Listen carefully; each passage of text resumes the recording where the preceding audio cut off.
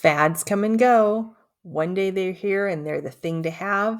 Next they're out, then they're back in, right? And maybe that's decades later, maybe that's only a couple years later. Now we think of fads as fashion and makeup and music and things like that. And there are some great ones coming back from my middle school years. One of my favorites that I'm seeing is the bodysuit. It's not a favorite of mine. I felt like they were a torture device, but people are wearing them. Women are wearing them all over the place and they look fantastic. And if they're willing to put up with that pain, good for you. I can't do it. Another one that I'm seeing lately is in makeup. I'm seeing that women are doing the dark liner and the light lipstick or light gloss or whatever they're putting on in the middle of their lips. Again, kind of thought that was done in the 80s, but it's back. They look good. And, when we think of fads and things like that, we think of it as like those cringe-worthy moments in 5 or 10 years that we look at ourselves and we go, oh, what was I thinking? Why would I participate in that? I know I think that sometimes when I look at, my bangs that were like, out like this and things like that. But those fads really don't hurt us in the long run. They make kind of cringeworthy pictures that we're kind of ashamed of looking at, but they make us laugh. Now, there are fads that are in finance. And some of those aren't so funny because that's our money and it can cause a major problem for us. So, we're going to go through three recent fads that I'm seeing that are popping up again. And actually, a couple of them are newer because of social media and the internet. But we are going to debunk some of those. We're going to tell you what to throw out and maybe what you can replace with that. Now, who am I? I am a financial advisor. I have been for over 13 years and I help people get to financial independence as quickly as possible. Okay, so let's start with finance fad number one.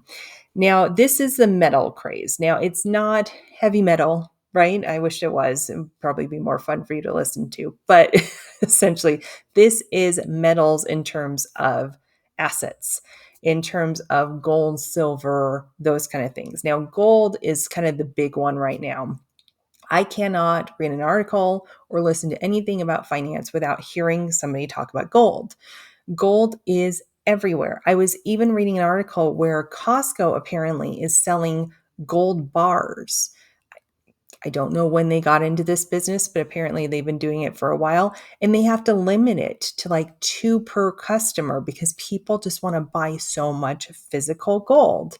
And so there's a big debate in the gold world. Should you buy physical gold? Should you buy gold on the markets? Should you buy gold in your IRA?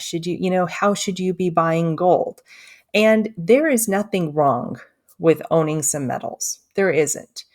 What I have a problem with is the fad of everything should go in these metals because gold in particular has done very, very well lately. And so people are just deciding to take all their money and shift it over to this new fad of gold. But gold is an asset class just like everything else. It has had very bad years in the past. It has had very nothing burger decades where nothing is happening with it. And you're actually losing money because it's not keeping up with inflation. There's just a lot of different things that happens with golds and metals and different things like that. And so should metals not be in your portfolio? Of course they should be, but they're slice. If you want a metal in your portfolio, I shouldn't say of course they should be. If you would like a metal, they can be in your portfolio, but they should be a slice of your overall portfolio. It needs to be diversified. Because if gold is not performing to the way you want the other asset classes that might be performing well during that. Now, I know during 2022, things felt like nothing was going right? Bonds were falling apart, stocks were falling apart, everything wasn't doing well. And that does happen. I mean, that happens a lot. Typically, bonds don't tend to do as badly as they did in 2022, but it can happen as we've seen. And the diversification, though, still is part of a good investing method for, I would say, most people. I have not really found anybody in 13 years of doing this that diversification wasn't something that somebody should take a look at least. So when you look at gold, just be careful of taking too much of your portfolio and putting it into something that is trendy right now that everybody's talking about. Maybe just take a little slice of your portfolio and do that instead, so that you're still keeping with your current strategy that works for your overall picture, but maybe you're taking advantage of one of the trends. Now, the next financial fad that is out there is sector chasing. Now, sector chasing is not a fad. It happens every time the markets are going up. There's certain sectors that people want to chase after because they keep hearing about it. Now, the big one right now is AI. Everybody knows what I was going to say. AI is that sector that nobody can stop talking about, right? Should I own AI? Do I own AI? Do we have AI?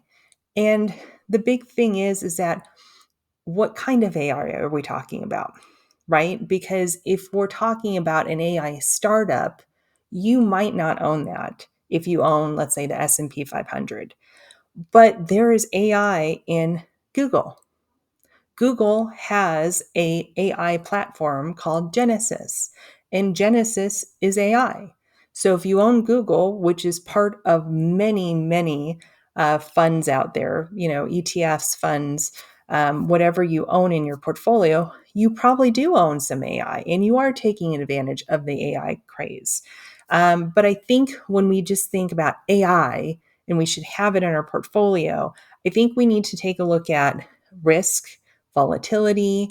It's unstable right now. There's not a lot of regulation around AI. There's scary things that are happening. I've done a couple of short videos about scams that have happened. One in particular was a scam that happened in Hong Kong where they used AI to trick an employee to move millions of dollars out of the bank account of this company. It's just scary what can happen with some AI. And so AI is going to have to be regulated in one way or another. How those companies are going to perform during that regulation, I don't know. So, do I think that you should be chasing AI? Not necessarily. It's one of those areas that are kind of still new and exciting. And again, just like the metals, why can't we just do a slice? Why can't we just do a piece instead of taking everything and pushing it into AI because you want to feel that much more involved? Again, you don't want to have the cringe-worthy picture in your mind of moving to the trend and then the trend falling out. It's a lot easier to look at yourself in bell-bottom jeans and the little beret hat I used to wear in middle school than to look at a portfolio that hasn't done well and you've lost a lot of money because you were chasing a fad. So, financial fad number 2, AI sector chasing. Financial fad number 3 is something that you probably don't think that I'm going to be talking about, which is influence endorsed products when it comes to investing. Now, people think that if you have, if you trust so and so who does, your news or does whatever, that they must know what they're talking about because they make more money than you do, right? They're more successful than you are, so they must know something. And what people forget is that they're making money. They're business owners too. And so when you hear somebody come on the radio and they tell you, this distinguished older actor comes on and tells you that he's put all of his money into gold in this certain company's gold portfolio and everybody should do that too. They don't know what they're talking about. They have financial advisors just like everybody else because they don't know how to handle their money. And B, they're getting paid for it. So don't get sucked into this.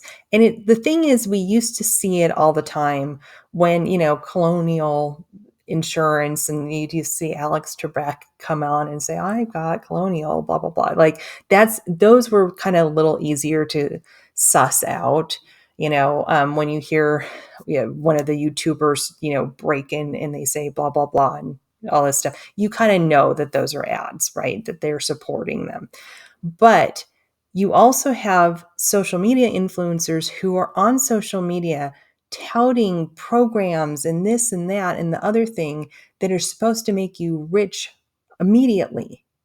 Right now, do this, and in 30 days, you're going to have millions of dollars. Just be careful of what is being sold out there. The dream is being sold, but you don't know what that process looks like or who these people are. It's gotten easier and easier for these influencers to influence you, and you don't even realize that they're paid advertisements basically, or promoting their own product because they did it so everybody else can do it, which is not the case. Nobody's the same. Okay, so it really shows that you have to have an idea of financial literacy.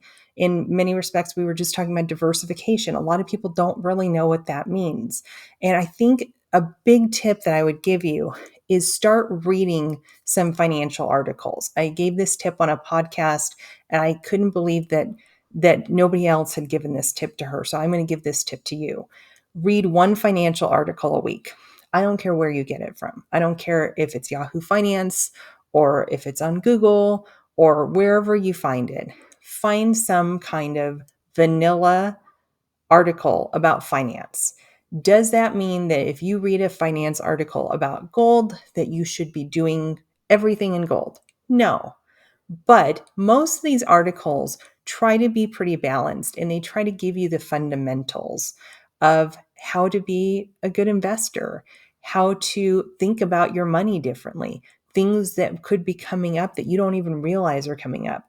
So don't take everything that's been written in these articles as gold, pun intended, but you also want to educate yourself because the more education you have, the less you're going to get taken, especially by these influencers. I've seen this happen time and time again, and it's really driving me crazy. So remember, chasing fads can be basically taking a look at that photo of you in your, leg warmers, and you go, what was I thinking? And finance is a lot worse than that.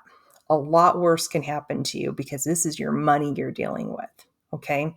So don't let anybody get you sucked into these financial fads. And just remember, we've got to think about awareness. We've got to think about some stability. We've got to think of some security alongside it with growth when it comes to your money. All right. So ditch those fads and start thinking more in a balanced way of your finances. And it sounds boring, but boring sometimes is best. Tortoise, not the hare sometimes, right? Okay. So our next video is going to be really exciting. We're going to talk about some financial advice you're hearing that you shouldn't follow. Very similar, but these are actually coming from financial advisors that I just cannot believe I'm hearing people say on social media and articles anywhere. I just can't believe it. So this is going to be financial advice you should not follow. So thank you so much for being part of this, watching this video, giving me your time. And I consider this kind of your financial article for the week. If you watch this, you've taken care of something and you don't have to go find an article because you're coming and watching videos about how to make your financial future better. And that's all that matters. So take care and we will see you at the next video.